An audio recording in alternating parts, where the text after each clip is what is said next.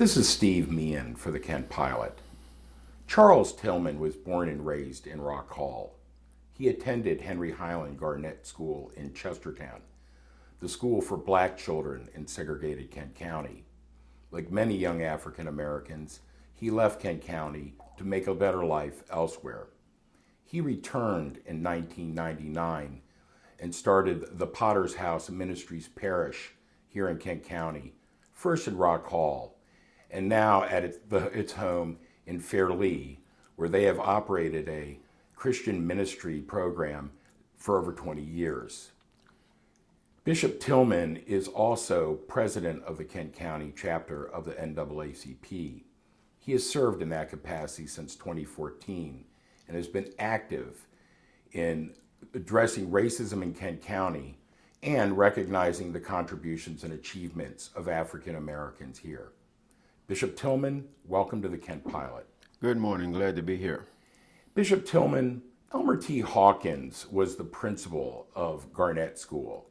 His wife, Marjorie, was the public health nurse in Kent County. Tell me about their influences in the community.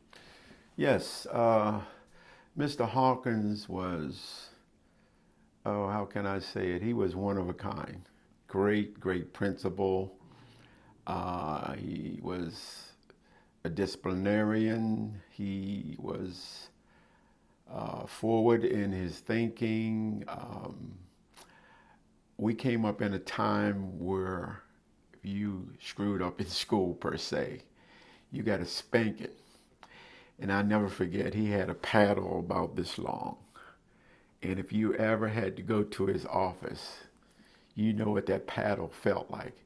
But he was he was a gentleman, and he was straightforward. I think Mr. Hawkins was probably one of the best principals that Garnett ever had. And he was principal there for a lot of years. Great people, wonderful people. His wife as well, one of a kind. There would never be another Mr. Hawkins. He was a great principal. You left Kent County after high school to build a life, but returned to build your ministry. Yes. What called you home to Kent County? Oh, wow. I left home first time I left home was in, I think, around 1972. I started working at the battery plant in Middletown. It's called Johnson Control. And I was traveling back and forth to Rock Hall. And I felt like I wanted to get closer, so I moved to Delaware. Over the years, I just felt this call of God to come back home and start a church. It's kind of hard to explain. It's just something you just know. It's like this inner voice you hear. Go back home and do something for your people. And to make a long story short, I kept dismissing it, but it wouldn't leave me. It stayed with me. Anybody that's a Christian understands what I'm talking about. It's just a call of God. You know it's there. You wake up with it. You go to bed with it. And so I finally surrendered 1999 when I finally said, okay, God, if this is what you want me to do, I'll go back home. Well, to make a long story short, I said, okay, I'm coming. I'm going to start a ministry. I set a date, June the 6th, 1999. Didn't have a building. Didn't even know where I was going to start the first service. And so when I told her, okay, yeah, I think I'm going to come home. So word spread. And her parents, Mr. Gaines, Edmund Gaines and his lovely wife, they said, well, you can use our home to start the Bible study. Well, that week leading up to me coming and starting the first service, I got a call from the people that owned the lodge. Actually, it was the old schoolhouse where I went to elementary. And they called me, and they knew me, and they said, Reverend, I hear you want to come home and start a ministry. I said, yes. They said, well, we'll let you use the old schoolhouse. You just give us a little bit of money a month, and you can come here and start your ministry. And it has grown out at Fairlee. You bought the old VFW. With the old VFW. And it's really grown into, over the years, an impressive center. Yeah, we're doing really well. God has been faithful to us.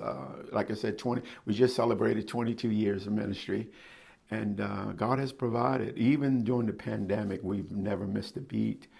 It's just been great, It's a calling. If you're not called to it, it'll wear you out. But I enjoy doing it. I love it. I'm not the greatest. I'm not the best at it, but I love doing what I'm doing. You were active in the 2020 Year of Action on Racial Justice.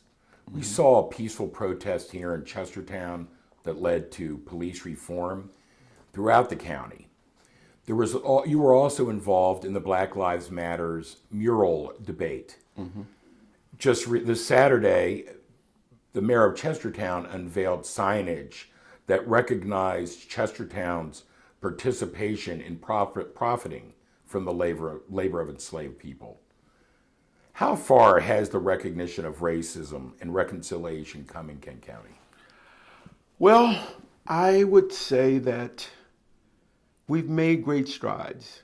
The town, communities, neighborhoods, we've come a long ways, but there's still a lot to be done.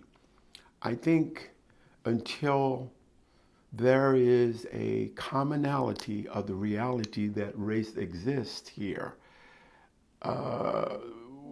we won't be able to get more done. We need to understand that there is racism. Not everybody's racist, but it exists. And I think we have to keep pushing, keep working together. I'm all about inclusion. I'm all about peace. I don't believe in violence and none of that stuff. But I still believe that there's a lot of more work to be done here in Kent County. I think the one thing that's lacking when it comes to race and our people here in Chestertown, there has to be a creation of jobs. You gotta create jobs for young people if you want to keep them here in Chestertown. There's really no great opportunity as far as labor is concerned. And it's just not enough employment here for especially young people, young adults. I think that needs to be improved upon. I think we've done a lot. The town, the community has done a lot as far as when it comes to communication between the people and the police department. I think they've made great strides towards that. But I still believe there's more work to be done. How do we make real progress? Here's the problem. This is my take on this whole thing. We have a lot of organizations here in Chestertown. As a matter of fact, I think there are too many little organizations. We got all of these organizations, but are we really coming together as one? I've been president of the NAACP for over 7 years, so whatever. I've yet to be able to get more people involved in the NAACP. But yet we get complaints about we're not doing enough. Well, it takes a group of people. One person can't do it all. But that's just a whole nother story. We can't capitulate. We can't surrender. We can't go back. We've made great strides. We have to keep pushing forward and we got to come together. It's not about one organization doing this or this organization doing that. We've all got to find some common ground and come together and work together. I find that in some circles, if certain people aren't in charge, they don't want to be involved. But it can't be like that. We've really got to come together. Now there are some organizations that have done a lot of good things. But when we come together, we can do a whole lot of great things together. And that seems to me, that's what's lacking here in Chestertown. We got a lot of chiefs and no Indians. How do you get the chiefs to work together? We got to Beyond prayer. We got to learn to humble ourselves and listen to everybody's opinion. And we're never going to agree on everything. But if we just learn to understand that we got to work together, and it ain't about no one person, it's about all of us. It sounds like you're calling for a summit of all these leaders to work out these personal problems and get a central mission. Absolutely. Over 300 people have signed a petition in favor of the restoration of the two hoop configuration. How important do you think that is to Chestertown to restore the Ajax court? I think it's very important because number one, it's history. I think for most of us, my people of color, we've kind of felt left out when it comes to certain issues. And I think this would really kind of restore some confidence as far as we're concerned about, our importance in this town. It's doable. It can really work. And it can't be perceived as, the kids are going to be troublemakers, because all of our kids aren't troublemakers.